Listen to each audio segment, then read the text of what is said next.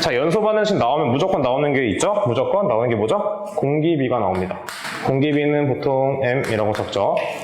자, 공기비는 언제 활용하죠? 건연소 가스량으로 본다면 M-0.21 곱하기 A0 플러스 뭐 CO2 그 다음에 SO2 뭐 N2 나오면 N2 나오고. 그래서 이렇게 적으면 되겠죠? 자, 그래서 공기비 공식은 반드시 알고 있어야 됩니다. 여기는 무조건 질소 들어가고 밑에 뭐 들어가죠? 질소 들어가고 마이너스 3.76이죠? 여기 3.76이 나오는 이유는 여기서 이걸 몰라요, 학생분들. 그냥 외웠기 때문에. 근데 얘가 뭐냐면 공기는 여러 가지로 구성되어 있죠. 질소, 산소, 뭐 아르곤. 근데 우리가 공학을 할 때는 그런 거 다 빼죠. 질소랑 산소만 있다. 즉 N2가 몇 퍼센트 있다? 79%. 산소가 몇 프로 있다? 21%.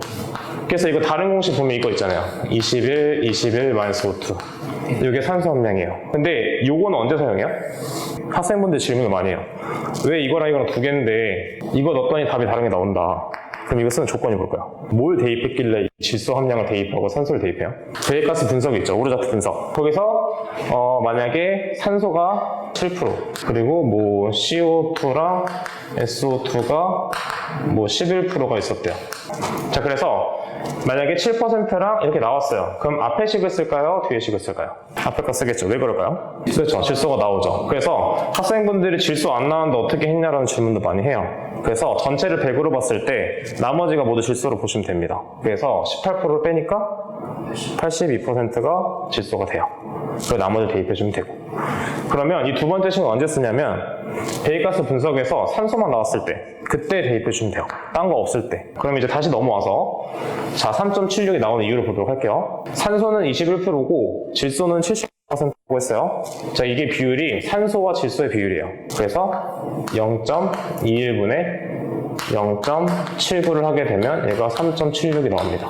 원래 더 길게 나오는데 올림하면 이 정도 나와요. 그래서 이 식은 어떻게 나온다? 반대로 곱해주면 돼요. 얘가 질소고 얘는 산소죠. 그러면 이 반대로 곱해주면 돼요. 어떻게 하는 거냐면 질소니까 0.79분의 0.21을 하면 21%가 나오는 거고 얘도 21%가 나오고 그리고 완전 연소니까 얘는 사라지니까 얘를 곱하니까 O2로 바뀌는 거예요. 자, 그 다음에 앞에서 설명드렸던 것처럼 최대 탄산가스량 CO2 맥스에 대해서 가볍게 보도록 하겠습니다. 자, CO2 맥스는 너무 중요한 게 뭐죠? 뭐 분의 뭐죠? 건조량인데 무슨 건조량? 그렇죠, 이런 건조량 분의 CO2 발생량 곱하기 100이 되겠죠. 자, 그래서 이때 중요한 게 뭐냐면 문제에서 어떻게 나오냐면 꼭 공기비를 줘요. 공기비가 1.2다. 이거 꼭 대입해서 하시는 분들이 있어요.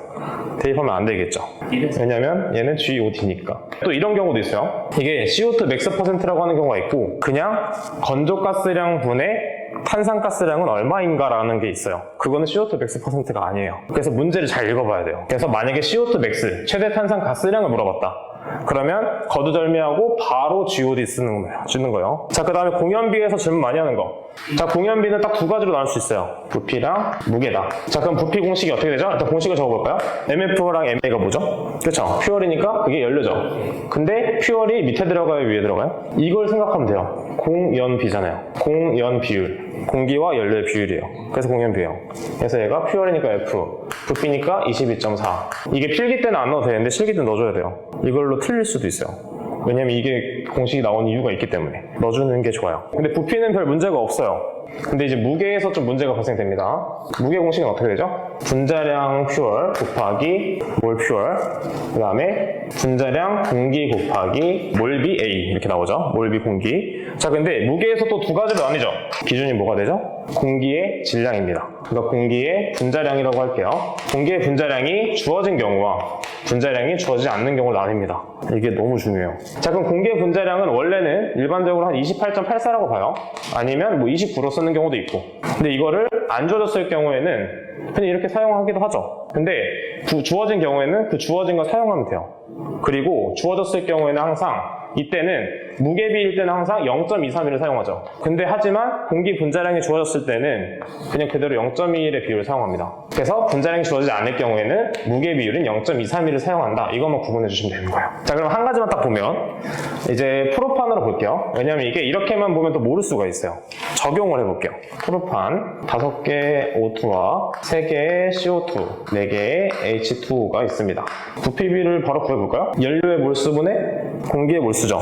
그러면 그대로 한번 대입해 볼게요. 1 곱하기 22.4. 공기의 몰수는 몇이죠? 5인데 뭔가 이상하죠? 그렇죠. 나눠야지 공기비가 됩니다. 그래서 곱하기 22.4를 해서 답이 나옵니다. 자, 그럼 이제 무게를 구해볼게요. 무게. 얘 몇 킬로그램이죠? 44죠? 그리고 1몰이죠? 그 다음에 지금 공기 분자량이 안 주어져 있죠? 그럼 어떻게 구하죠? 5 곱하기 32. 그럼 어떻게 하죠? 그렇죠. 나눠야겠죠. 자, 근데 이제 공기 만약에 주어졌어요. 공기가.